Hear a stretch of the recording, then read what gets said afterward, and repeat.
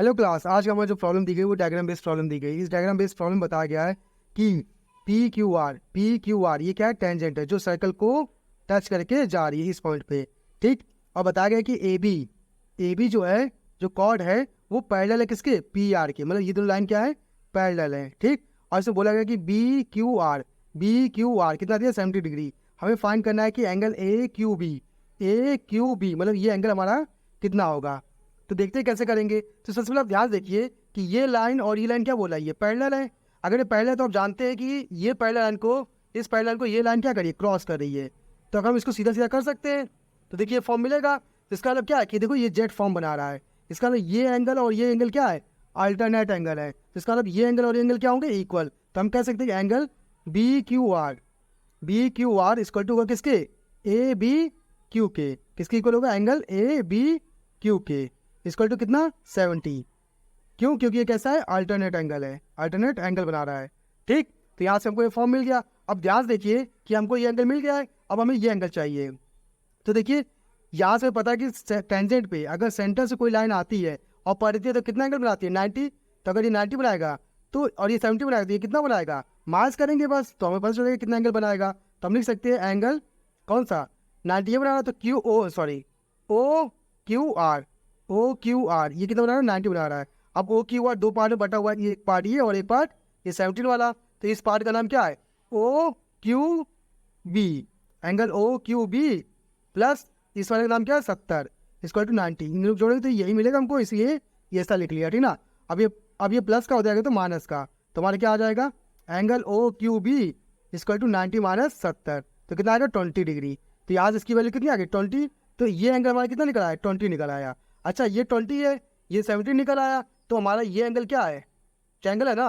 तो ट्रायंगल में पता है तीनों एंगल का सम कितना होता है, 180। तो हम यहाँ लिख सकते हैं अपने मन से। तो हमारा क्या हो जाएगा, in triangle M Q B में।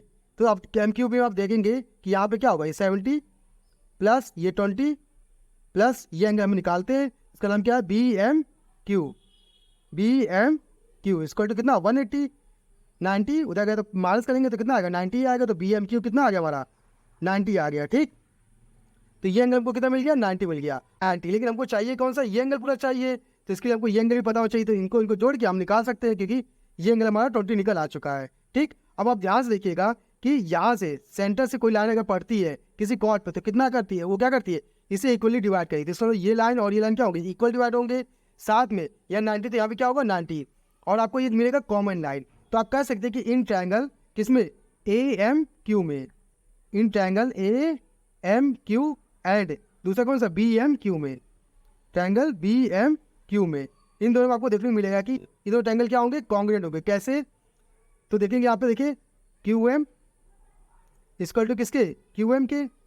दोनों में क्यू एम क्या है, कॉमन है ना। और साथ में देखेंगे कि ये एंगल और ये एंगल क्या है, सेम है। तो हम कह सकते हैं एंगल कौन सा, A M Q equal to किसके, बी एम क्यू के, एंगल बी एम क्यू के। और कितना एंगल बनाएगा, 90 डिग्री बनाएगा। तो ये इक्वल हो गया। और साथ में ये साइड और इस साइड क्या है, इक्वल, क्योंकि हमें पता है कि सर्कल के स्कॉट पर अगर कोई सेंटर लाइन पड़ती है तो वो इक्वली डिवाइड करता है। इसका मतलब ये लाइन और ये लाइन क्या होंगी, इक्वल। तो हम कह सकते हैं कि ए एम इक्वल टू किसके, बी एम के। इस वजह से ये ट्रायंगल और ये ट्रायंगल क्या हो जाएंगे, कॉन्ग्रुएंट हो जाएंगे। तो हम कह सकते हैं कि triangle A M Q congruent होगा किसके, ट्रायंगल बी एम क्यू के। ये दोनों कॉन्ग्रुएंट हो गए। अब देखिए ये दोनों अगर ट्रायंगल कॉन्ग्रुएंट हो गए तो इसका मतलब है, तो सिंपलिसिटी से ये एंगल और ये एंगल क्या हो सकते हैं, इक्वल। और ये हमको 20 दिया होता है, ये एंगल भी कितना हो जाएगा, 20। तो लिखेंगे यूजिंग सीपीसीटी रूल। अब सीपीसीटी रूल का यूज करेंगे तो देखिए 20 आएगा।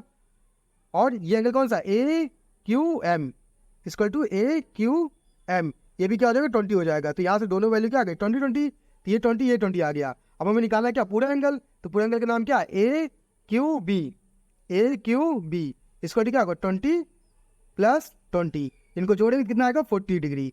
और यहाँ से हमारा ए क्यू भी आ जाएगा। और यहाँ से हमारी ये प्रॉब्लम सॉल्व हो जाएगी। तो अगर आपको इन सवालों में कोई दिक्कत होती है तो आप हमें कमेंट बॉक्स में कमेंट करके हमें बता सकते हैं। साथ ही साथ ऐसे इंटरेस्टिंग सवालों के लिए आप हमारे चैनल को सब्सक्राइब कर लीजिएगा। अगर आपके पास कोई प्रॉब्लम है मैथ से रिलेटेड तो आप उसे हमारे कमेंट बॉक्स में कमेंट करके हमें बता सकते हैं, हम उसका सलूशन आपको बता देंगे। तो आज की क्लास के लिए धन्यवाद।